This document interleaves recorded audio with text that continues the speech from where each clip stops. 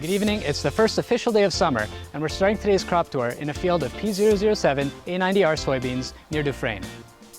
Despite slow early emergence, soybean stands seem to have recovered really well.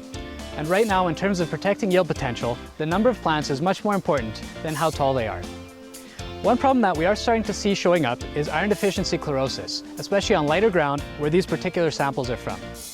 This yellowing will disappear over time as the roots grow bigger and the iron becomes more available. So it's not something that we really need to worry about right now. Next, we'll take a look at corn stand establishment. With dry soil conditions and the risk of frost persisting throughout May, it's no secret that many corn growers have struggled to establish consistent stands this year. Later planted fields that went into warmer soil conditions are generally more consistent. However, it's still not uncommon for us to find 3 weeks or more difference in emergence in plants on a single field. These late emerging plants are going to contribute less to yield. However, in terms of the stands as a whole, we're still 80% or better of the yield potential remaining throughout the area. I've gone out and collected representative samples of P7527 Acre Max that was planted around the same date in fields out by Kleefeld, Gironde, St. Adolphe, as well as Dufresne.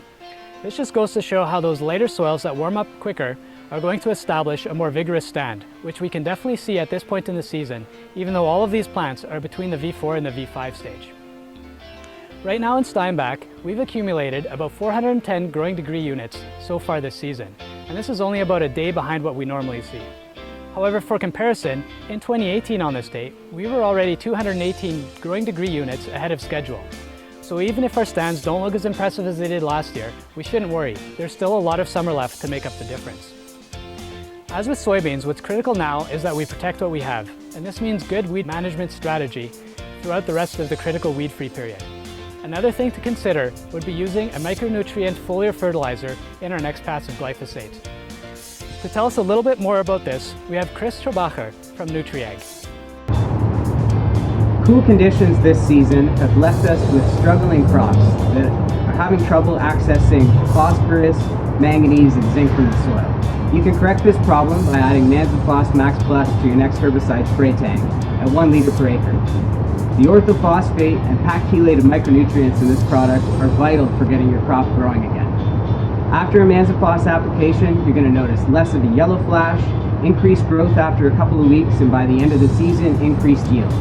Once again, I'm Chris from NutriAg. Thanks for having me on today. While later maturing crops have been struggling with prolonged spring weather, many cereal and canola crops have been thriving over the last 2 weeks.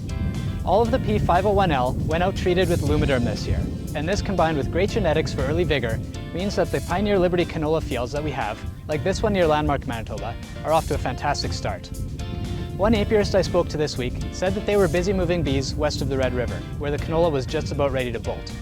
And we're not that far behind. With below average rainfall, this field, like most of the region, could use another drink of rain. And I, for one, have planned to go camping for one night this weekend, so we're pretty much guaranteed to have a rain. Thanks again for watching, and enjoy your weekends.